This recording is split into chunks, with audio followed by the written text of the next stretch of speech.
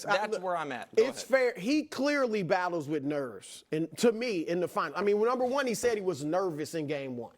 All right. I mean, you've been to the finals before. You've been to Eastern Conference Finals, 6 times.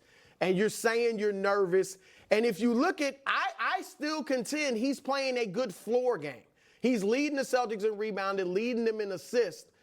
And he's scoring, obviously, averaging 20 a game. But his shooting, that's what it is. And that can be a mental thing. That can be nerves. When you're missing little, I wouldn't say bunnies because they're contested, but when you're missing layups you usually make, that can be nerves. And so he's going to have to deal with this, after they presumably win this finals. I mean, he'll be happy. He should be. Like I said last week, don't let anybody get you down if you're not finals MVP. But he's going to have to take a look in the mirror and say, why can't I shoot well in the finals? Now, as far as finals MVP, I don't think he's disqualified. Oh, you don't think he's disqualified? No, because nobody's lighting it up. Jaylen Brown had 10 points and 5 turnovers in game 4. So I'm 5 or 6 turnovers. No, Drew Holiday is averaging 14 points and not even 4 assists. And his defense is what he's doing great, but opponents are shooting 58% against him when he's the primary defender. So it's like there's nobody on the Celtics having a phenomenal series. I would say at this moment it is Jaylen Brown. Yes. But if Tatum has a great game tonight, or if it goes 6 and he's good tonight and they lose, great in game 6 and they win, he can definitely, he's averaging 28 and 6. 20 points, 8 rebounds, 6 assists. I mean, I know he's averaging 20, but he's... It don't matter, man. But kind of it does. It's not. Michael Jordan shot 41% in the final, and they won. So who cares? I know he's averaging 20, but he's got 3 games under 19, and 131. But that's 1 point under. I know, 20. But still. All right, here's what you talk about. Because Brown's averaging 20.8. That's my point. Is just. I mean, that's fair. He took 4 threes, and I was just grinding the all 10, and I'm like, you know what I'm gonna do? What? Set aside part of my day and rewatch all 4 threes. All 4 threes. Oh wow! So me and Josh, in between your piano. So here's the first one: 6 dribble, step back. Obviously a miss. Another one. This is going to be a 4 dribble 3, 4 contested pump. Obviously a miss. Next one is another 4 dribble, step back again, and this one gets blocked. These are all bad shots. Here's the one that he made. If we're going to switch tapes, Al Horford pick. Come around and make it. It's not a step back. So no. Right. So it's just basic. I mean, that play does he works. Not shoot? But here's the thing, Wiles.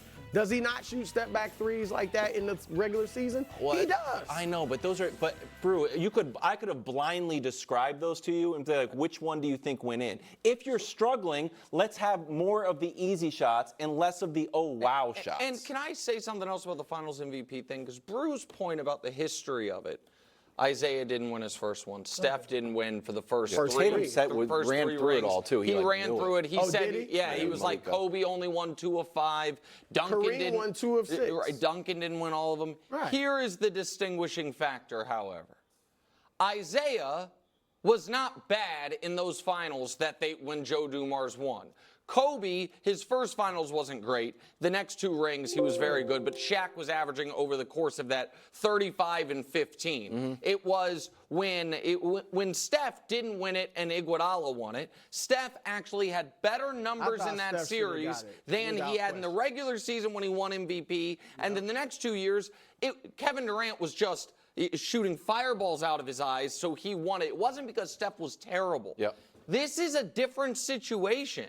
And it is, I don't want to call it unprecedented because I'd have to go through all 76 finals, but a finals where somebody is clearly going into it, the team's best player, plays really poorly, and they win anyway.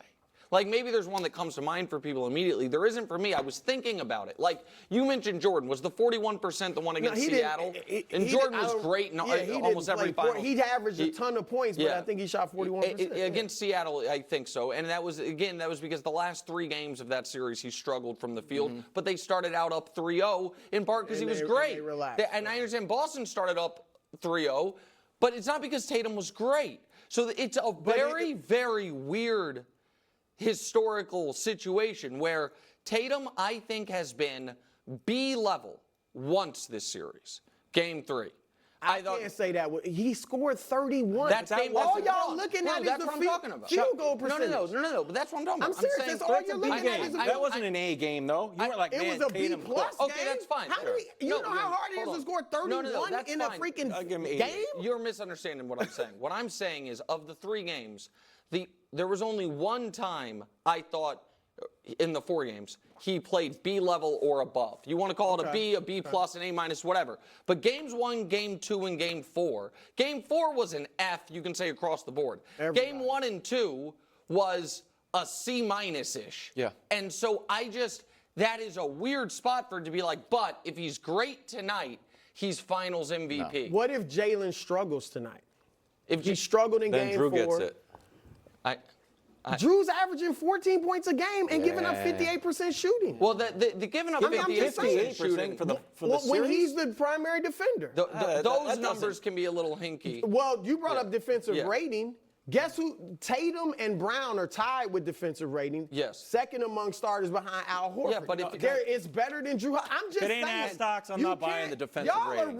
But he also- is leading them in rebounding and assists. You're going to sit here and act like he's playing terrible. And he's second in scoring by 0.8 of a point. Drew. I mean, and they're about to win. Okay, yeah. I mean, I think, were you surprised he played poorly in game 4? I throw out game 4. No, How do you even measure game 4? They gave up the ghost. But is in that the not first a little quarter. bit on the best player? It's on everybody. Yes, but Jaylen Brown is right there. It's 1A and 1B, and he was worse. Okay. I mean, it's not even a question. And Drew Holiday wasn't good either. Yeah. No, like, that was Drew's first bad game. I thought it was first. I Y'all agree are with you. tripping as far. And I'm not saying he's playing well. I get the criticism, but to act like he has no chance to be Finals MVP, 28 and 6, leading them in rebounding and assists, and maybe will lead them in scoring. Yeah, go. This guy will lead them perhaps in scoring, rebounding, and assists. Yeah. And all people are doing is sitting here ripping. He's putting up almost an identical stat line to LeBron in 07, which is considered one of LeBron's second worst finals, and is something of where he played. It's just universally agreed upon he played poorly throughout, even though he was the best player on his team. Unlike this, it's a weird. I don't think we're being unfair to Tatum. What if they had won? If they it would have been LeBron would have got credit. Yeah, but that's why it makes it so weird, because it's despite that they're winning. Because they got a becoming better the Tatum guy. No, I'm just saying. I think the notion that he's ridiculously bad is a bridge too far. Well, speaking of a bridge too far of Tatum, Game 5 tonight. Celtics favored by almost 7. Tip-off is around 8:30, which is prime time to just settle back, pour yourself a spritzer, tickle the ivories a little bit. Now, this was not me, actually. All-time series results. It sounds good. After you lose Game 4 after going up 3-0. Well, wow, history's on my side. 46 teams have won 4-1. Yeah. Handful of teams won 4-2. Thank you, gentlemen. Met him at the... Where'd you meet him? Where? I almost did it, but no. A gentleman's get-together. Because otherwise... The yacht club? I was going to say what's the question? I missed it. Are expecting the gentleman's like suite the vibe. tonight. The vibe is great. It's nice. It is nice. All right. No. So we know, and Hubs, sorry, I don't know if we can show it real quick, just the all-time scoring leaders when facing elimination. Luka still, despite only scoring 29 this past game, pardon me, he's still atop that list. We know Luka's going to be outstanding. And here, Wilds, what watch are you always on? I'm on Hobble Watch all the time. And there's another one. Oh, okay, well, I was just thinking Hobble Watch, but that Fraud Watch. Fraud Watch? But that's neither here nor there for me. I am going to be on Murmur Watch.